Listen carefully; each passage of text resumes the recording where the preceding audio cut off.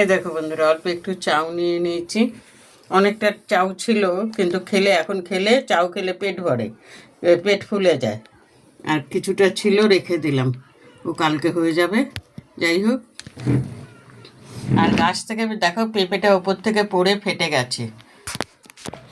গেছিলাম একটা পেঁপে পাড়তে, তা দিদির আর আমার জন্য দুটো পেঁপে পাড়তে। এই যে দেখো পেঁপেটা, দেখেছো কিরম ফেটে গেছে, পুরো উপর থেকে পড়েছে।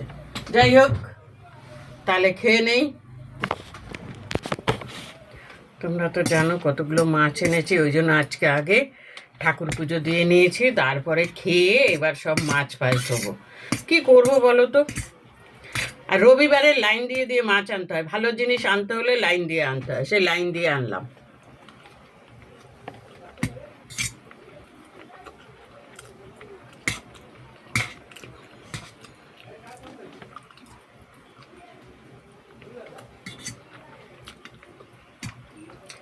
তাড়াহুড়ো করে খেলে আবার লোকে বলবে রাক্ষসের মতো খাচ্ছে।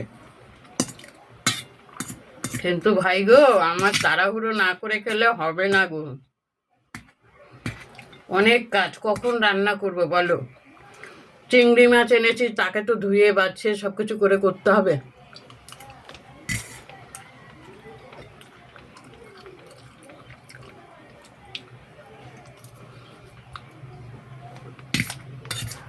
লোকে বলার দরকার বলে, লোকে ভেতরটা দেখে না তো, বলার দরকার বলে ফেলে।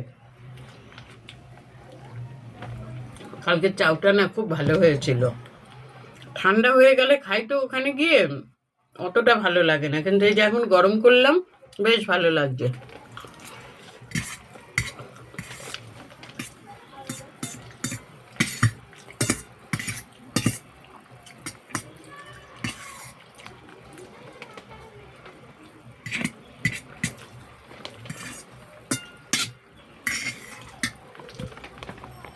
সবজিটা রোজ আনা যায়, কিন্তু মাছটা রোজ আনা যায় না। রবিবারে খুব ভালো ভালো মাছ ওঠে।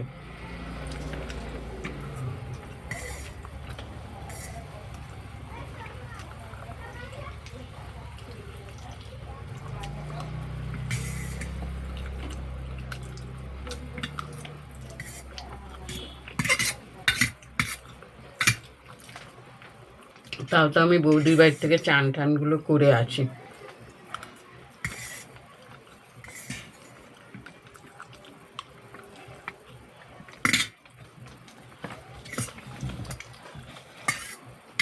আজকে আর দুধ খাবো না বাবা, ভাগ্যিস তাকিয়েছি, দুধ পড়ে যাচ্ছিল। আজকে আর দুধ খাবো না, দুধটা গরম করে রাখলাম, থাকবে ফ্রিজে।